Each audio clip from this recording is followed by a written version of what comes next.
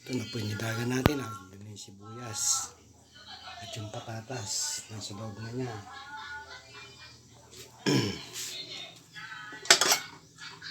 Ito po yung patatas natin. Patatas. Pang nilaga talaga siya. Pakuloy natin yan. At nalagay natin yung repolyo. Ito na po yung repolyo niya.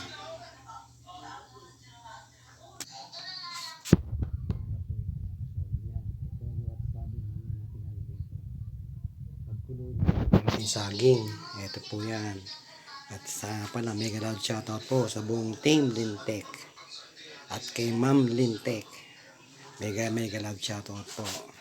At maraming salamat po sa suporta nyo. Sa lahat ng buong team Lintek, maraming salamat po sa support nyo po. At hindi po kayo nagsasamang tulungan ako. Maraming salamat po. Ay, ito na po yan, oh. Pinalambot na natin yung karne.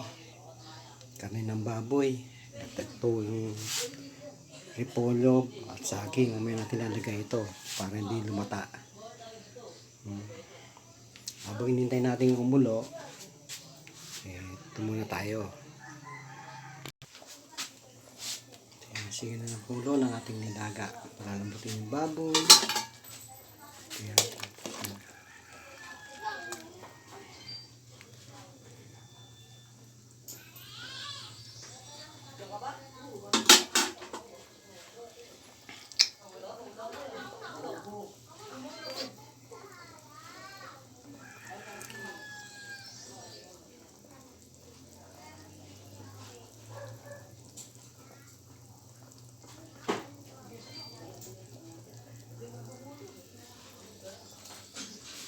Po yan natin, habang niluluto natin ito, hintay natin itong baboy. Pinalambot natin. Lapit na po siya. Pag lumot na po siya, okay na.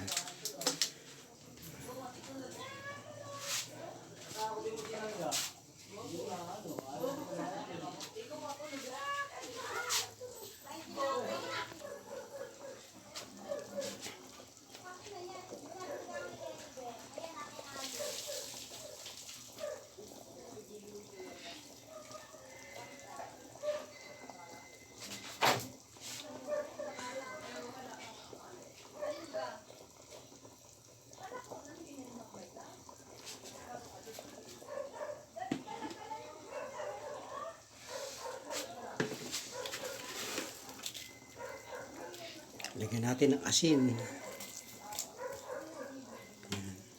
At bechin. Ito yung bechin na. Ajinomoto.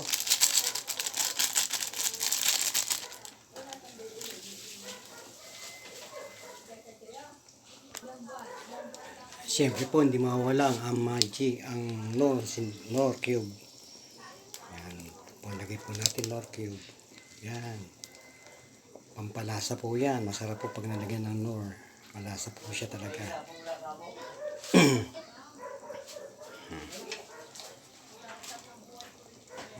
Andito tayo sa bukid. Nakatira ngayon. Wala tayo sa bahay kabila. Andito ako sa bukid. Nagpapahinga.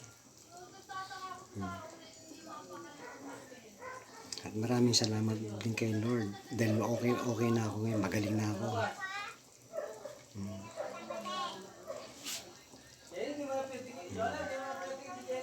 Ito po siya. Malapit na mong lagyan natin ito. Ano natin.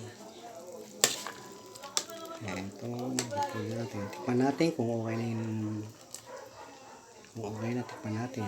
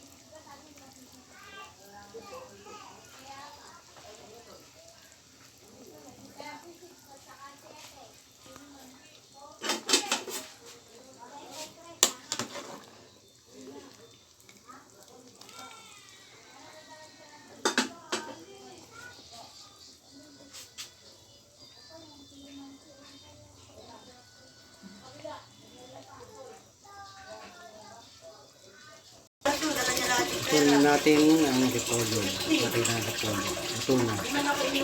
Ito na ating nilaga.